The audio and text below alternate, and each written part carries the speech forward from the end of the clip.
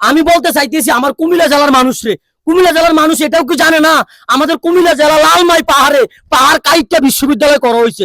বিশ্ববিদ্যালয় করতে যেই পরিমাণ টাকা লাগছে এর অর্ধেক মনে হয় লাগবে না এই তেলের খনি চালু করতে। তো আমি চাইতেছি আমার কুমিল্লা জেলার মানুষ, আমার বড় থানার মানুষ, আমার লালমাইয়ের মানুষ, আমার বিশ্ব রোডের মানুষ, আমার প্রত্যেকটা এলাকার মানুষ এই ভিডিওটা সর্বোচ্চ শেয়ার করবেন। শেয়ার করলে আমার বাংলাদেশের 4জন মন্ত্রী বর্তমানে আমাদের কুমিল্লা জেলাতে, কুমিল্লা জেলার মন্ত্রীগুলোর কাছে গিয়ে যদি ভিডিওটা পৌঁছায় তাহলে অবশ্যই আমাদের সরকার তারেক রহমানের কাছে গিয়েও পুষবে।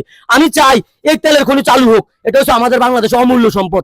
আপনারা চান না অমূল্য সম্পদটা চালু হোক? আপনারা আমার প্রত্যেকটা বাংলাদেশের মানুষের ঘরে ঘরে তেল গিয়ে পৌঁছাক, এটা হচ্ছে অমূল্য একটা সম্পদ।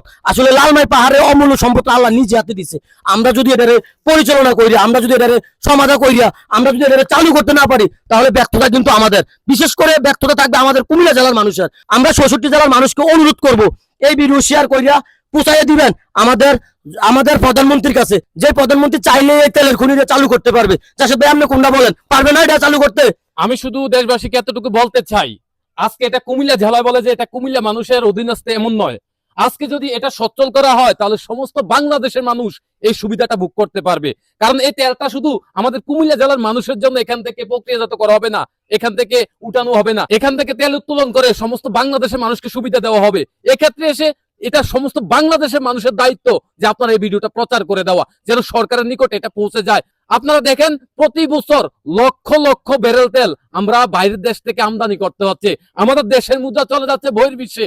অথচ আমরা চাইলে পারতাম আমাদের দেশের তেল আমরা উৎপাদন করে বহির্বিশ্ব থেকে আমরা টাকা আনতে, কিন্তু সেটা পারতেছি না। কারণ এখানে কি জানেন, এখানে সমস্যাটা হচ্ছে আজকে জহির ভাই একটা ভিডিও করছে, আপনারা কেউ সাড়া দিবেন না। কারণ কি, যদি উনি ভাইরাল হয়ে যায়, ভাই ভাইরাল হওয়াটা হচ্ছে অন্য বিষয়, আর আমাদের দেশের সম্পদ আবারও ফিরিয়ে আনা হচ্ছে আরেকটা বিষয়। তাই আমি আশা করব আপনারা সকলে এই ভিডিওতে একটু রেসপন্স করবেন।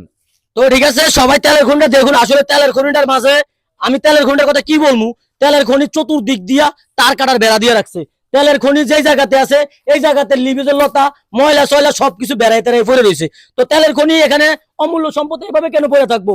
আমরা চাই অমূল্য সম্পদ আবার চালু হোক, প্রত্যেকের ঘরে ঘরে তেল পোচাক। সবাই আমার জন্য দোয়া করবেন, ভিডিও শেয়ার করে আমার পাশে থাকবেন।